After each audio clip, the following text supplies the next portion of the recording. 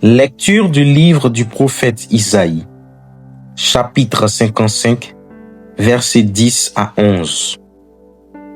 Ainsi parle le Seigneur.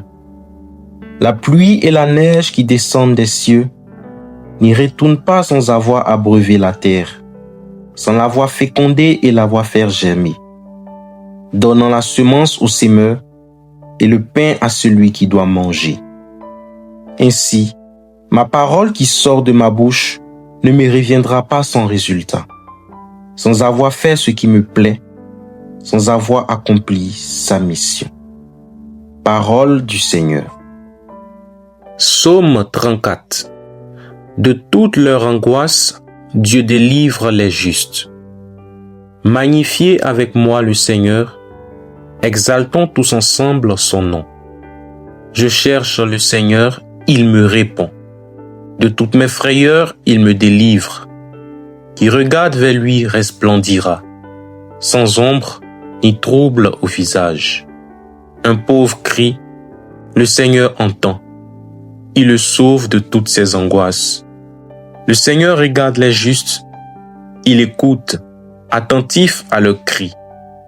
Le Seigneur affronte les méchants pour effacer de la terre leur mémoire. Le Seigneur entend ceux qui l'appellent. De toutes leurs angoisses, il les délivre. Il est proche du cœur brisé. Il sauve l'esprit abattu. Ta parole, Seigneur, est vérité et ta loi délivrance. L'homme ne vit pas seulement de pain, mais de toute parole qui sort de la bouche de Dieu.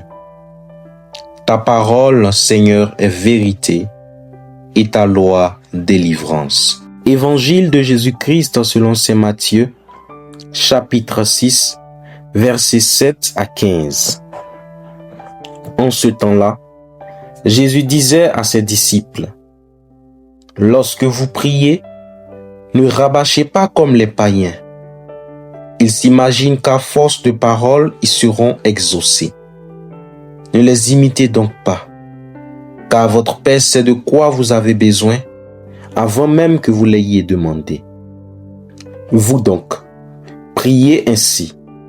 Notre Père qui es aux cieux, que ton nom soit sanctifié, que ton règne vienne, que ta volonté soit faite sur la terre comme au ciel.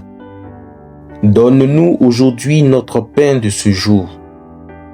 Remets-nous nos dettes, comme nous-mêmes nous remettons leurs dettes à nos débiteurs. Et ne nous laisse pas entrer en tentation, mais délivre-nous du mal. Car si vous pardonnez aux hommes leurs fautes, votre Père céleste vous pardonnera vous aussi.